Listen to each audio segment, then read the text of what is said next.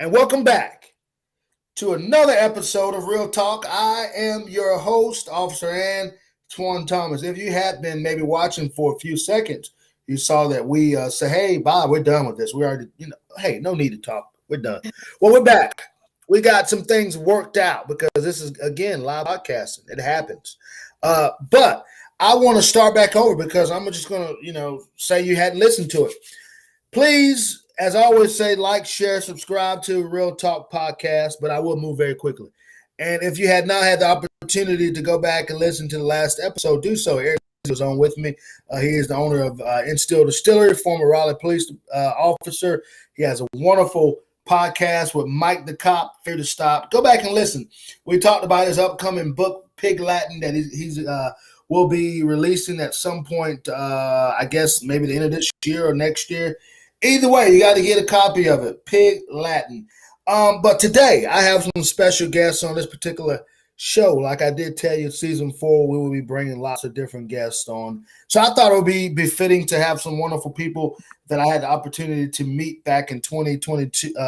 Again, I almost said 2022, 2020. Some good friends of mine. They are the founder and co-founders of Back the Blue NC. Back the Blue NC is a wonderful support group that supports law enforcement, the largest organization that is supporting law enforcement here in North Carolina. You'll have the opportunity to hear from them how it all started. But today, Real Talk family, I want to welcome Lindsay and also Gadi to the show. Please, if you would, give them a warm welcome. If we were in the studio, you were live, we would clap it up, but I'll go ahead and do that for you. Lindsay and Gadi, how are y'all today? Good. How are you doing? How you doing? We're doing amazing. Pumped up, ready to go. We've already had what we call a little, so I think now we're all really pumped up and ready to dive in, as I always say. So let's move right into it. We have Lindsay and Gadi, co-founders of Back to Blue. I want to just ask you, number one, straight out of the gate, what is Back to Blue for those who do not know what that is? Gadi? Well, I thought you were going to do it, Lindsay, but I can do it. So Back to Blue started. Lindsay had come to me. It was during the height of the George Floyd riots, and she saw what was going on with the lack of support, lack of morale from the community, where it was more defund the police than defend the police. And she said to me, I'm thinking of starting a Facebook page. And we started a Facebook page that originally was just going to show law enforcement that they had support from the community. Well, that grew and took off. And I think it was within 1 week of starting our Facebook page that we had over 20,000 members. And this is a private group. You have to actually ask to join. So we were already 20,000 strong after only 1 week. And Lindsay, if you want to take it from there, you can explain about Deputy Hendricks and how we kind of moved forward after our first rally.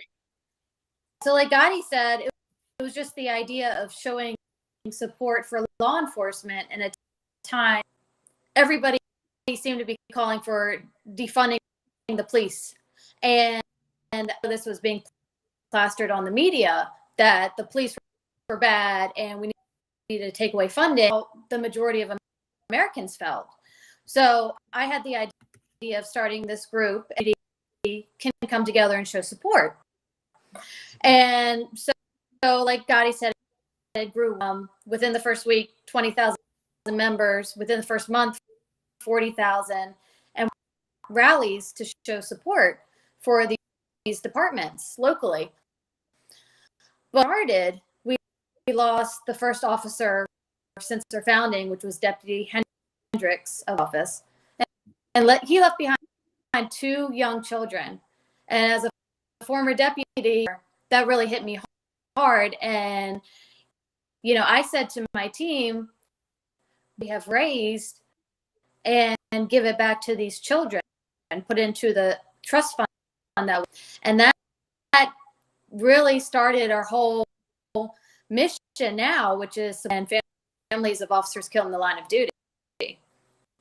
Hang on 1 second, Lindsay. Antoine, is she breaking up on your end again? She's breaking up on my end. Okay, me too. Right, but I'll recap that. I'll recap that really quickly, as long as I'm not breaking up. basically what happened was we had our first event, and I believe it was August 8th of 2020. And that's, of course, when we met you. And we had actually started on July 6th of 2020. So we threw this together within a couple of weeks. We had over 1,500 people show up. It was an amazing rally. And shortly thereafter, as Lindsay was saying, if you didn't catch it, shush cat, we lost Deputy Hendricks, and we decided to change our entire mission of just showing support to raising funds and raising money for the families and the children, mostly the children of officers killed in the line of duty. And that's where we are today. So our entire mission statement, our motto, everything changed to giving back to those that are willing to give their all. So currently, go forward to today, we've raised close to $1 million that we have given away. We have worked with Tunnel to Towers and paid off, is it 3 or 4 mortgages, Lindsay? 4. I think 4. Yeah, she said 4. Okay. Yeah, she's breaking up really bad. So yeah, we've been instrumental in helping 4 mortgages get paid off to the spouses that were left behind after an officer is killed in the line of duty. And that's basically where we're at. If they go to backtobluenc.org, they can go to our store. That's really how we raise most of our money. You can also join our 1033 program, but I know you're probably going to want to know about the other programs that we offer anyway, so I'll shut up.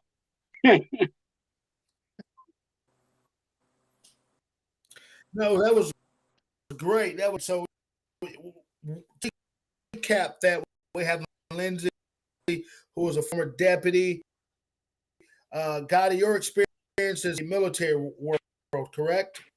Yes, that's correct. But I have worked with law enforcement in the past. His role will be in the military as it pertains. I'm not sure. Yeah, I don't know. Can you still hear me?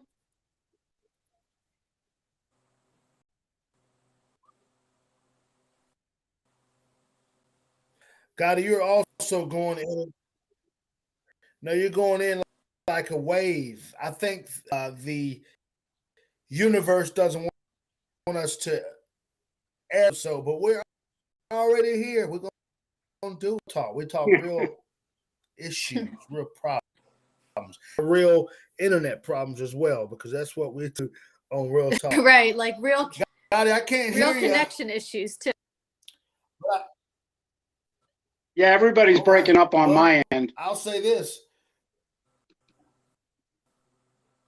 Real connection issues. It's amazing. I'm not sure what's going on. We're fine in the green room, and all of us, here we are. All I can say is live. That's all I can tell you. Now, when you look at the organization, you stated that this was started back in July. Yeah. Okay.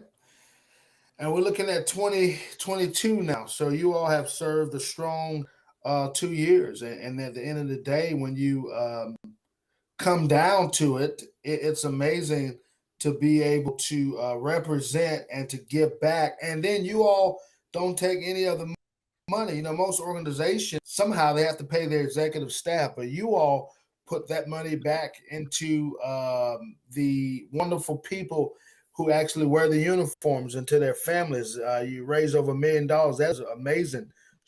Starting from a grassroots level now to be able to work with Tunnel. What is it again? Towers or Tunnels of Towers? I know that's a big organization. Tunnel to Towers. That's correct. Tunnels of Towers. I know they represent a lot of the vets and people who have lost limbs and lives and things like that. So that's a huge accomplishment to be Tunnels for Towers. So to Towers. So that's amazing. Now let's move on. Let's talk about this. Is this a 501c3 organization? Are you able to politically endorse? Are you able to go ahead and have like a what we call a political PAC? Are you able to do anything like that? Political action committees or? No. So go ahead, Vince. Oh, I was just going to 501c3. So we are not able to endorse or not endorse it. We know that officers come from all backgrounds and all beliefs and political spectrums. So No, we just remain neutral and just and assisting. Unfortunately, we can't get involved in any sort of political. So you heard that this organization focuses on just being that support system for law enforcement to bridge the gap between law enforcement and its citizens and bringing everybody together. They're not looking at the political makeup. Doesn't matter if you're a Republican, Democrat, Independent, Liberal. Doesn't matter. We're talking about the full-fledged support of law enforcement. So that is a question that I wanted to propose so that people wouldn't get it misconstrued. When you look at the type of services, we understand some of the things that you all offer as it pertains to officers who died in the line of duty, trying to make sure that their family has some type of income still remaining or coming in. What other things do y'all do as Back to Blue organization assist in families' needs in the time of crisis, bereavement, or any job? What tell us something that we are not aware that Back to Blue will support and handle? So we end up getting really close most of the time.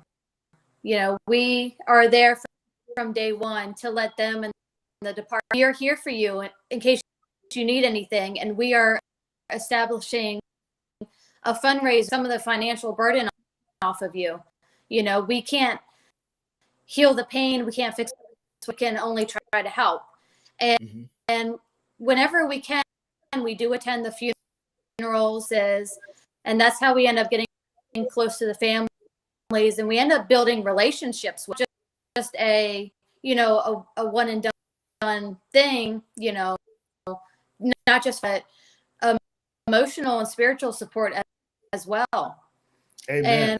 And we also chaplain. We have a wonderful chaplain on our team who is able to assist or their families dealing with a crisis such as a line of duty death,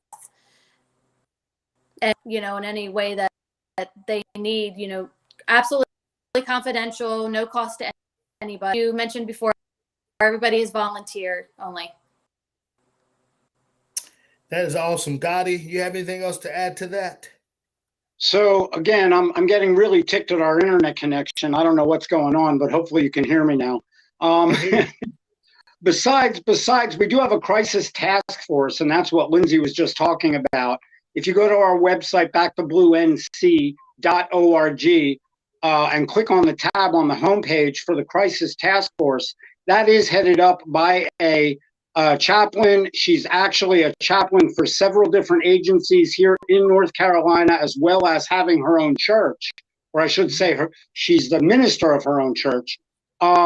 But aside from that, if it doesn't have to just be, a death of an officer, if officers are out there or spouses or family of officers are out there, feel that their officer in their life needs someone to talk to, they can reach out. It's totally anonymous.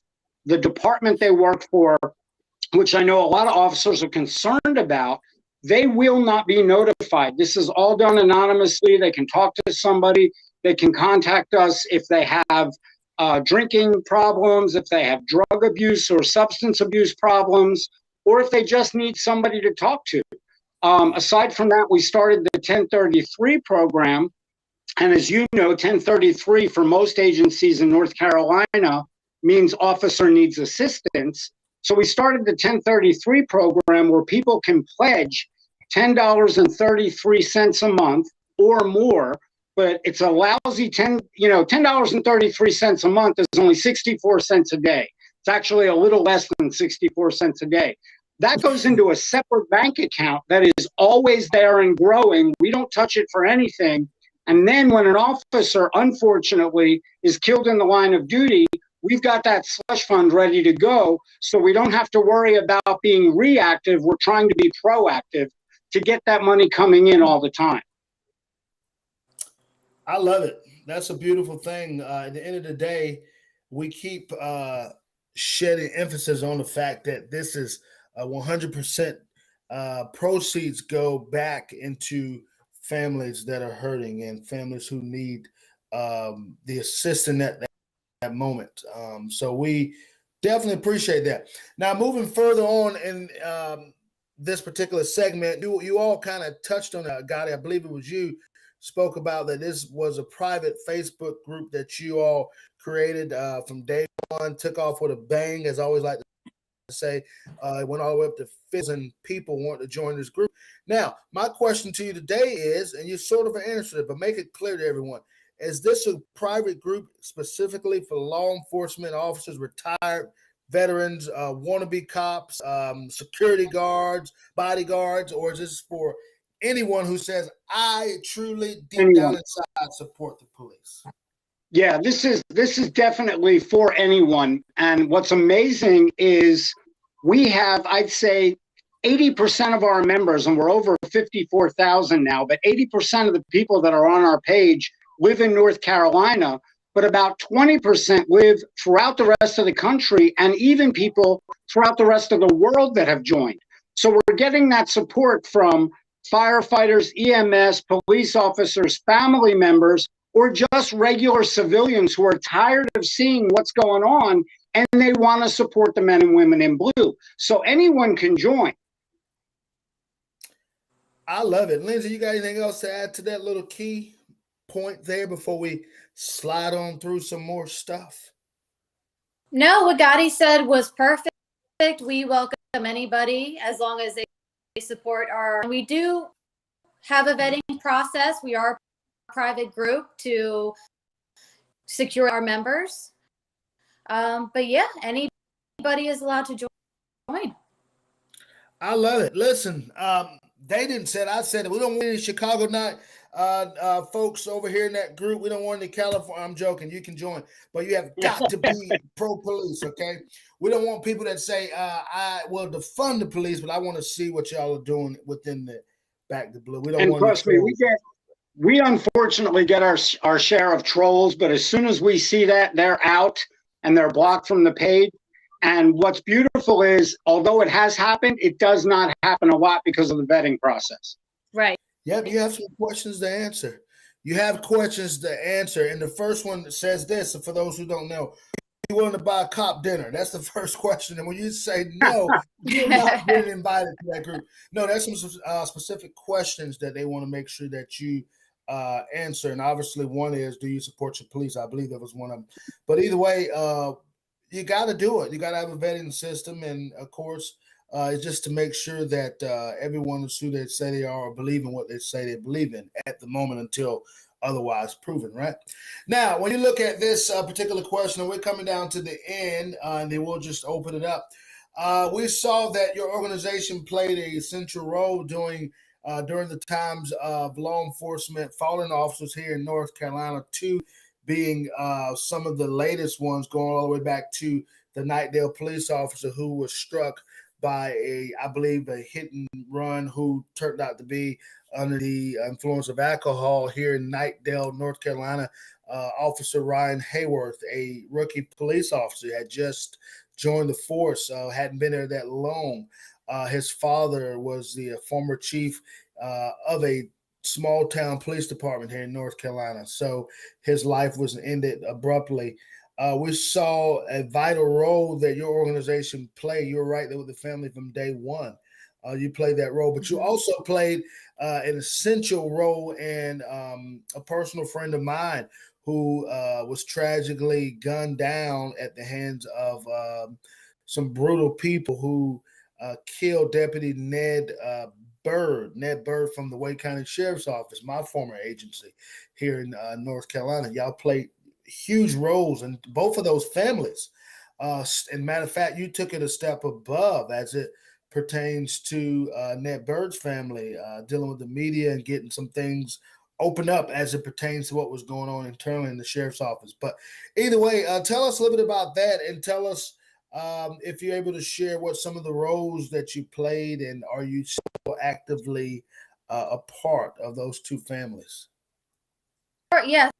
So I'm going to start with Officer Hayworth because the anniversary of it is on the 17th of this month. So we're just 5 days away. And Hayworth probably hit us I don't know if I want to say the hardest, but more personal because it was in our own backyard. Yeah. You know, at least for me and Gadi and my husband. Yeah. We were involved, like you said, since day one with the family, side by side. We were invited to be at the funeral and at the grave site. We're invited. We got to know everybody. We felt like we were welcomed as family by them. We still carry on a strong relationship with them to this day. And so we are walking with the process. You know, a year later, they're still grieving the loss of their son. Yeah.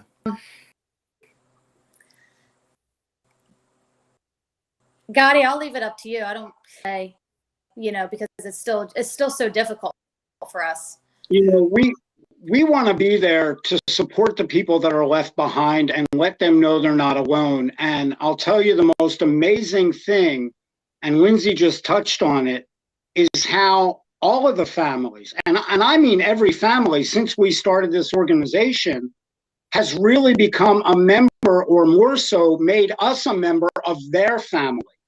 The Hayworths, Tim Hayworth, the father of Ryan, the officer that was killed, has become like a personal close friend to all of us, and we are welcomed to his house with open arms. So it's nice to see that after the officer is put to rest, that relationship doesn't end, and it really, that's our payback. It shows that we're doing something right, because we just want to be there to let that family know you're not going through this alone. And what's even more amazing is the amount of people that have joined the ranks as volunteers with Back to Blue NC who had a direct family member killed in the line of duty, saw what we did, and then after that person is put to rest, came forward and said, I want to join your organization. So we actually have staff members who have lost loved ones that we helped. You know, and that really tells us that we're hitting home and we're doing the right thing. Yeah. You definitely are doing the right thing, and you're doing the right thing for the right reasons. I feel that in law enforcement, the lack of support that you get from most organizations or corporations, whatever it may be, they have support systems in place. Most police departments or sheriff's offices have a chaplain, but you know, if you're not a religious person, then guess what? That chaplain's no use to you. Right. I will say that it is very important that we have an outlet, and Back to Blue NC has been able to be that support. And you're right, you have become personal friends with many cops around the state. Y'all are known. Not only that, you've reaching people outside of North Carolina. So all I can really say is that whenever you decide to speed through any of those counties or states, you are free to move the country without getting stopped, because they know who Lindsay and Gadi and Anthony. I wish that were the case. Yeah, No, I'm kidding, but we do. Yeah, but we really do appreciate what y'all are doing. Now, when you look at the personal relationship that y'all are having with Chief Hayworth, the family of Ned Bird, even the deputy who lost his life in Goldsboro, North Carolina. All these folks, I'm sure they are proud that you have reached out to them. And that's another thing. You all reach out to them. They don't reach out to you. You go out of your way to make sure that you make them feel special, you know, and comfortable. So that means a lot. Now, you all are doing something very special, and you spoke about it a second ago, Lindsay. You said that the anniversary, which time flies by. You know, I pass that memorial quite often on 540. I love the badge with his call sign, his call number on it. You can actually sit off the highway. It's a beautiful memorial. You stated that it's coming up on a year now that took place. And so what are y'all doing? Who have you teamed up with as it relates to a fundraiser that you all have? If you want to talk about that to get the people pumped and primed for that, please do. Yeah, so the tragedy of Ryan's loss is the fact that his parents are commemorating his life and his legacy of service, and they have actually established their own Ryan.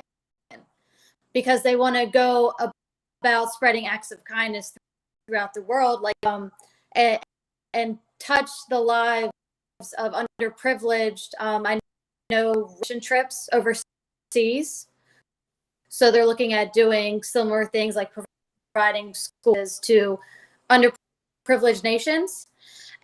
And this weekend they're hosting department. It's actually the Live Like Ryan event, and it's from 10 a.m. being held at Nightdale Station Park. If you're not familiar with this, right in front of Prime Bar, the main event center that they have there in Nightdale, and there's music, gospel, fundraising for their new foundation, food trucks. It's going to be a nice family-friendly event to honor the life of Earth while benefiting people in the Ryan himself would have wanted to help out. If I could, again, Lindsay, your microphone is breaking up a little bit. That is this Saturday in Nightdale at Nightdale Station at 3 p.m., just in case you didn't hear that. And his parents, as he stated, but they're starting their own foundation called the Live Like Ryan Foundation. And anyone who knew Ryan Hayworth knows without explanation what Live Like Ryan means. This young man, and he was a very young man at 23, had done more in service not only to his community but around the world in such a short amount of time. He was only 23 years old. He had done mission trips overseas. He had been in the U.S. military, and then he joined the Nightdale Police Department. So living like Ryan, it's not just giving service to the community, it's also living every day at its fullest, because Ryan was an extremely faithful Christian, and they're running this entire foundation. Everyone should try and live like Ryan. I thought it was really adorable. We went to one event where Tim Hayworth, his father, got up and he made everyone pledge that they would try and live like Ryan. So it is turning into another foundation which is going to help other people. So it's amazing how these things, instead of just saying, okay, our son is gone, he's dead and buried, they're making a legacy out of his life, and they're trying to get his name, which I know it will, his name to live on by helping others. That's awesome. You look at Ryan as well, did some reading up, and I realized that Ryan not only gave his sacrifice to the community and helped being a cop, being that voice and person who mentors kids, obviously being a police officer, public service and community service, but he also did that with a Christian view, because I understand he was one of the youth pastors, if I'm not mistaken. Am I correct on that? I believe he was. So he had a passion for serving the youth. He did it in the law enforcement realm, and he also did it in the spiritual, like you said, Christian realm. And those two can be meshed together to make something great. And so, like you said, his voice and his service went throughout the country, also being a part of our armed forces, and then getting out of the armed forces and joining the Nightdale Police Department, not far away from where his father served as the chief, couple towns over, right? But we definitely appreciate what y'all are doing. I would love to be there with y'all this Saturday. Unfortunately, duty calls me back all weekend. I'm serving in the blue, right? So I won't be able to make it, but I will be there in spirit and in heart. And I know that it will be a great time. I know you'll have a great turnout, and whatever I can do on my end. Now, as we wrap up, because we do, and I will do this at some point, I would like to bring you two back on. Hopefully, Anthony can be with us. And I want to make it up. And I want to most likely do this same interview from my podcast, and we can do a live telephone interview where there's no issues pertaining to live stream, so we can get this out, because this is just amazing. I want people to be able to go back and hear y'all very well, and also be able to replay it. So we're going to do that. We'll find time, and that title will be the same. Thank you, back to Blue NC. But before we go, I want to say this, and I'll leave you with some last words if y'all do have those, Lindsay and Gadi. But I want to say personally that what you all are doing, the work that you're doing is amazing. It is something that, again, the law enforcement community needs. It's a pleasure to know each and every one of you serving from Anthony to Tammy to Gadi to Lindsay, and you all brought a new person onto the board, and I had a chance to meet him. But I understand, Lindsay, you spoke very highly of him when we were at Ned Bird's funeral. This guy comes by the way of California, did some screen photography, I believe, some good great stuff. So Yeah. get some players up there. Go ahead, Lindsay. I apologize. Oh no, that's okay. I just want to say thank you for having us on, and really it's what we can do for these families when these officers are literally risking their lives in their communities. It is a pleasure and an honor to help during such a tragic time. Absolutely. Gadi, what do you have as we say our closing remarks, as we get ready to, as we were saying, church, depart?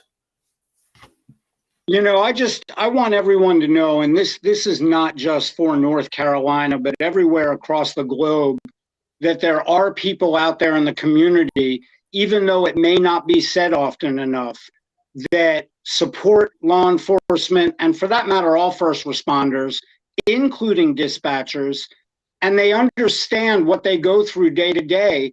And it's unfortunate that it's not said enough, but I want everybody that listens to your podcast to do me a personal favor, do me and Lindsay a personal favor. Anytime you see a first responder, and I don't care if it's EMS, firefighter, police officer, or if you meet a dispatcher, or especially anybody in the military, just say thank you. Because that goes, you guys don't hear that often enough. And that more than anything, and by the way, we sell thank you cards that you can leave on the windshields of police cars on our website at backtobluenc.org. But just say thank you, because that really does go far. Goes very far. And that is why the title of the show today is Thank You Back to Blue, because, again, you serve tirelessly. Tirelessly, you serve unwillingly, and guess what? You serve wholeheartedly, and we really appreciate what you all do. Now, we're going to be ending, but I definitely appreciate, again, Gadi. Anthony couldn't be on with us. Tammy couldn't be on with us, but we do have Lindsay and Gadi in the building today, and we appreciate y'all for being with us on Real Talk. Again, we'll come back and do a live session of Real Talk episode on the Spotify and Apple podcast. That way, the message can be heard again. We had some technical difficulties, but the message is still clear. Back to Blue is still serving the folks who are wearing the blue, and we really appreciate it. Now, as we wrap up, I always say these last departing words. I really appreciate the opportunity that you had to listen to Real Talk, and we always want you to bring one into the show. We want you to reach one, teach one. And until the next episode, until we meet again, I ask that you stay tuned. And as I always say, God continue to bless our great country, our armed forces, bless the men in blue that are serving, and the women in blue that are serving our great nation. And until we meet again, we got some more great guests coming on the Real Talk, so stay tuned for that. And until next time, we'll see you. Stay tuned. This is Real Talk. I'm your host, Officer Antoine Thomas. We're out.